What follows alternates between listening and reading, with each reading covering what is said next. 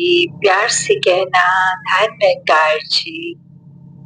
आज फैजलका में ये सत्संग ग्रुप इतना सुंदर और सभी दूर दूर से पहुंचे और कैसे एक मन का भाव ये नाता निराकार परमात्मा के साथ एक में खो के ये रिश्ता और गहरा करने के लिए इस सत्संग रूप में आके संतों के अनमोल वचन सुनकर जीवन में उतारने के उद्देश्य से यहाँ सभी पहुंचे कि ये परमात्मा जो कण कण में है, पूरे ब्रह्मांड में है, ये तो एक सच्चाई नाम कोई भी ले लें, ईश्वर बोल लें, परमात्मा बोल लें, अल्लाह बोल लें, जिस नाम से आस्था रखें, तो ये सच्चाई तो एक ही है और ये शुरू से एक है, आज भी एक है। और ये जब पूरा संसार, पूरा ब्रह्मांड खत्म हो जाएगा तो भी ये सच्चाई यही रहेगी, इसने तो कभी बदलना नहीं है। कैसे एक जीवन में परमात्मा के आने से संतों ने अपने जीवन का बयान दिया कि ये जीवन कैसे बदलता है। पहले भी दुख सुख जीवन में आते हैं और अगर परमात्मा को ब्रह्म ज्ञान द्वारा जीवन में शामिल किया तो भी ये दुख सुख वैसे ही आएंगे। कोई चमत्कार हो के सिर्फ कोई खुशियां या सिर्फ एक सुख की ही अवस्था जीवन में नहीं रहेगी। बस फर्क आता है तो वो नजरिए में कि ये दुख भी फिर दुख नहीं लगता, ये आनंद की अवस्था, ये सुकून में पल पल जीना कि परमात्मा की ही देन है तो यही अच्छा है। तू कबूल तो तेरा किया सब कबूल वाली अवस्था कि ये पूरन है परमात्मा, तो पूरन खुद है जो, उसका फिर कुछ भी हमारे हिस्से जो आया उसके द्वारा तो फिर वो पूरन क्यों नहीं होगा। तो हर स्थिति में जिस तरह मालिक रख रहा है उसमें ही खुद को एक शुक्राने भाव से जो रख लेता है वही वाक्य ही भक्त है, संत है कि ये परमात्मा से जुड़कर हर पल में इसके साथ ही जुड़े हैं तो महत्वता है। वरना तो जिस पल इसको भुला दिया, विसार दिया, तो यही इंसान जो एक बहुत ही हम्बल है, बहुत ही करुणा में समर्पित रूप में, वही कैसे मिनट नहीं लगता कि अहंकारी इंसान बन के दूसरों को नीची दृष्टि से और खुद को ऊंचा देखने लग जाए। तो बात वही कि ये जब परमात्मा एक है तो इसकी रचना भी इसी की तरह पूर्ण और हर एक का चाहे स्वभाव अलग, चाहे हम वो कुदरत में भी देखें कि जो पेड़ का स्वभाव है छाया देना, फल देना, ऑक्सीजन देना, वो नदी का तो स्वभाव नहीं है। नदी का तो काम बहते जाना है, एक सूरज का काम रोशनी देना है। ऐसे हर चीज जो भी इस परमात्मा ने बनाई है उसको अपने निर्धारित काम से जोड़ दिया। तो और हम ये तो नहीं कह सकते कि एक बादल का स्वभाव आग के स्वभाव से तो बहुत अलग है। उसी तरह अगर इंसान भी है तो किसी का स्वभाव अलग हो सकता है, किसी का अलग। हर कोई हमारे हिसाब से अपने जीवन को तो नहीं चला सकता। तो हर एक की ये जो अलग यूनिकनेस है उसको अक्सर इंसान भेदभाव के रूप में देख लेता है और नफरत के कारण बना लेता है कि ये इंसान ये करता है तो मुझे ये चीज तो पसंद नहीं है, तो इस इंसान के प्रति भाव मेरे एक नफरत, चलो अगर भारी शब्द भी है, एक ज्यादा गहरा शब्द है, तो अक्सर वो नापसंदी शब्द को भी अगर ले लें कि ये इंसान थोड़ा समझ नहीं आता, ये इंसान थोड़ा अजीब लगता है, ये इंसान थोड़ा पसंद कम है, तो भी भाव वही कि कैसे एक परमात्मा की ही रचना है, वो अपने स्वभाव अगर अलग रखते हैं तो ये कोई बुरी बात भी नहीं कि हर किसी का अपना स्वभाव है। हर कोई अगर हमारे जैसा ही होगा तो फिर एक वो किसी से हम क्या सीखेंगे, या अपने जीवन में अगर हम सब एक दूसरे की कार्बन कॉपी ही बन जाए तो बात वही कि परमात्मा ने जहाँ हर एक में एक अलग यूनिकनेस दी है, एक अच्छाइयाँ,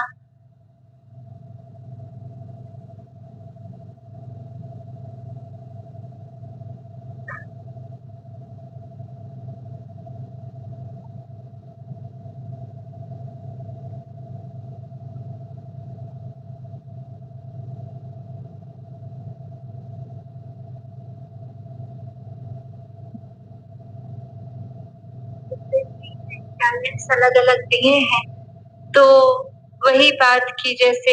एक की खूबी कुछ है तो दूसरे की कुछ, हर एक में हर खूबी नहीं, तो उसी तरह हर एक में सारे नुक्स भी नहीं है। तो ये नजरिया हमारा क्या है, हमने क्या चुनना है, हमारे आगे तो ये पूरा ब्रह्मांड है कि इसमें से अच्छाइयाँ चुन लें, एक सिखलाइयाँ जो इस परमात्मा ने चाहूं और रखी है, वो हम क्या चुनते हैं, और सिर्फ एक हमारी नजर क्या पकड़ रही है। क्योंकि जहाँ अच्छाई है और बुराई है तो हमारी नजर वो इंसान के किरदार की बुराइयां कमियों को ही देख रही है, या उस इंसान के अंदर क्या अच्छा है उसको देख रही है, या फिर एक इंसान को हमने यूं ही मान लिया है कि ये तो बुरा है, इसके सारे काम ही बुरे होंगे। नहीं, वो इंसान कई मायनों में हमसे ज्यादा खूबियां भी रखता है। ये नजरिया हम अगर परमात्मा जीवन में है तो ही देख पाएंगे, वरना तो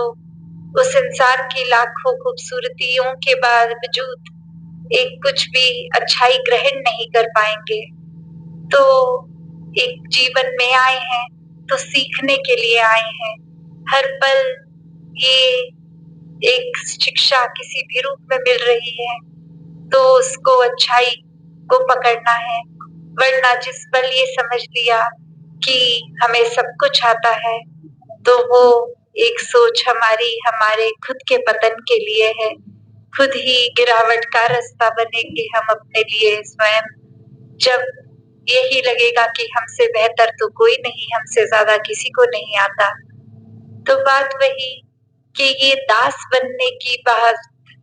एक गुरुओं ने, पीर पैगंबरों ने, संतों ने समझाई कि ये दास मन से बनना है, कि ये सेवा भाव, ये समर्पित भाव सिर्फ परमात्मा के ऊपर ही नहीं, ये परमात्मा के बंदों के लिए भी वही भाव कि एक जब भी अक्सर देखते हैं कि सेवा का जब रूप बनता है तो अगर उस समय हम अपने अंदर ही अकड़ रख लेते कि हम किसी के एक चरणों में क्यों अपना सर टिकाएं, या हम किसी के एक जूतों की सफाई क्यों करें, किसी को भोजन रूप या इत्यादि अनेकों किसी रूप में भी जो मानवता की सेवा कर रहे हैं, तो बात वही आ जाएगी कि मन को ही विनम्र नहीं किया तो फिर ये भक्तों वाले गुण कैसे मन में घर करेंगे। भक्तों वाले गुणों को एक ग्रहण करना है तो वाकई ही ये जो गुण जहाँ से शुरू हो रहे हैं, जहाँ से उपज है उनकी, तो वो गुण ये परमात्मा स्वयं ही, और जितना ज्यादा इस परमात्मा को मन में बिठाएंगे, बसाएंगे, उतना ही इस परमात्मा के साथ रिश्ता और मजबूत, और जितना ही मजबूती ये लेगा रिश्ता, वो एक सोच की और एक समझ की और एक अपने मन के भाव, एक अपने काम, एक कर्म, हर कोई फिर एक सही दिशा की ओर ही रहेगा, एक चैनलाइज्ड रहेगा। तो ये ही बात भक्तों ने हर समय समझाई कि हम अपने जीवन में चाहे एक एक संसार है तो ये गंदगी भी है, पर वो गंदगी का ग्रहण नहीं करना। एक जैसे हम अक्सर जानवर को भी देखते हैं कि एक अगर बहुत ज्यादा कूड़ा भी कहीं पड़ा है, कचरे का ढेर है,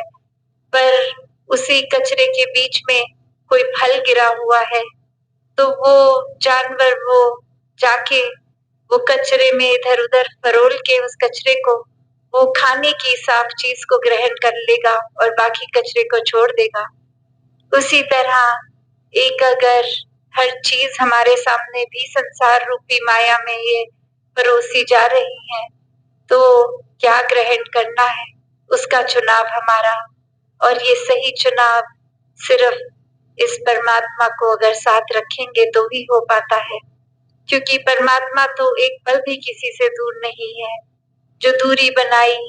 वो हमने बनाई, हम ही भूल गए, हमने ही एहसास खो दिया। ये अक्सर संसार में जिस तरह कहा जाता है कि परमात्मा से भय का रिश्ता रखो, पर एक बात को गहराई से देखें तो परमात्मा से भय का रिश्ता नहीं, प्यार का रिश्ता रखना है। क्योंकि जिससे प्यार होता है उससे तो फिर एक ये रिश्ते में फिर अपने आप ही एक बातें मानने की भी बात आती है कि जो जो सिखलाई संतों की है इस परमात्मा पे आधारित, तो अगर प्यार ही है ये रिश्ते की नींव, तो फिर प्यार में तो खुद को गवा के हर कुछ किया जाता है। तो बात वही कि ये परमात्मा भय नहीं प्यार है, और जितना ज्यादा इसके ही रंग में रंग जाएं, एक में खो जाएं, अपना भी जीवन संवार लेंगे। पल पल में ये सुकून का एहसास होगा, पल पल में ये विश्वास और मजबूत होगा, पल पल में एक के आनंद की अवस्था होगी कि फिर फर्क ही नहीं है कि ये कांटों पे लेटे हैं या फूलों पे लेटे हैं या कचरे पे लेटे हैं या बिल्कुल ही एक खुशबूदार साफ सुथरी जगह पे लेटे हैं। तो बात वही कि ये परमात्मा की देन, और वो हर एक स्थिति से भी फिर प्यार हो जाएगा कि ऐसा हुआ तो ये भी जरूरी होगा। ये इसके पीछे का कारण क्या है क्या नहीं, ये हमारी एक छोटी सोच, एक हमारा एक नजरिया छोटा, दायरा छोटा, पर ये परमात्मा का तो विस्तार ऐसा कि ये तो खत्म ही नहीं है। तो इसके द्वारा कुछ किया तो कमियां हम ना निकालें, क्योंकि ये परमात्मा अपना काम पूरा उस तरह से हर एक के लिए कर रहा है जो सबकी बेहतरी के लिए है, वही जीवन में डाल रहा है। तो ये जो गलतियां अगर हमसे जाने अनजाने हो जाती हैं, उसमें से सिर्फ वो शिक्षा लेके आगे बढ़े, अपने मनोबल को कम ना हो करें कि ये हो गई गलती, तो ये पहले उस गलती को स्वीकार करते हुए एक आगे बढ़ने वाले भाव, क्योंकि ये बहना ही है प्यार में इस परमात्मा के। और इस परमात्मा के साथ साथ ये जो इतने सुंदर इंसानी रिश्ते भी परमात्मा ने बख्शे, उसमें भी कभी घर परिवार में नोक झोंक हो जाती है, तो वो बात को इग्नोर करना जाने, वरना तो ऐसे भी एक शायर ने कहा है कि लोग बातों को पकड़ के लोगों को गवा देते हैं, कि ये कोई बात ही ऐसी एक चुभन देने वाली किसी ने कर दी कि हमने वो बात के वजह से उस इंसान को कभी फिर से अपने दिल में जगह नहीं दी, कि वो बात शायद इतनी जरूरी हो गई। तो बात वही कि जब ये रिश्तों पे अहमियत रहे कि एक जुड़ाव का कारण हमारी तरफ से हमेशा बना रहे, तो वाकई ही ये जीवन सुंदर जीवन बनता है। वाकई ही भक्त प्रवृत्ति वाले बन जाते हैं, एक संतमति आ जाती है, एक वाकई ही इस परमात्मा के प्रेमी बन जाते हैं। तो ऐसा ही प्यार हर किसी के हिस्से आए। ये सेवा सिमरन सत्संग की दात जो है, इसको आम समझ के ये पल बिता ना दे, एक एक पल में इस परमात्मा को, इस निराकार को अपने दिल में बसा के ये नाता और सफल करें और स्ट्रॉन्ग करें और मजबूत करें और एक भक्ति भरा कामयाब जीवन जिए। साथ संगत जी, धन निरंकार जी।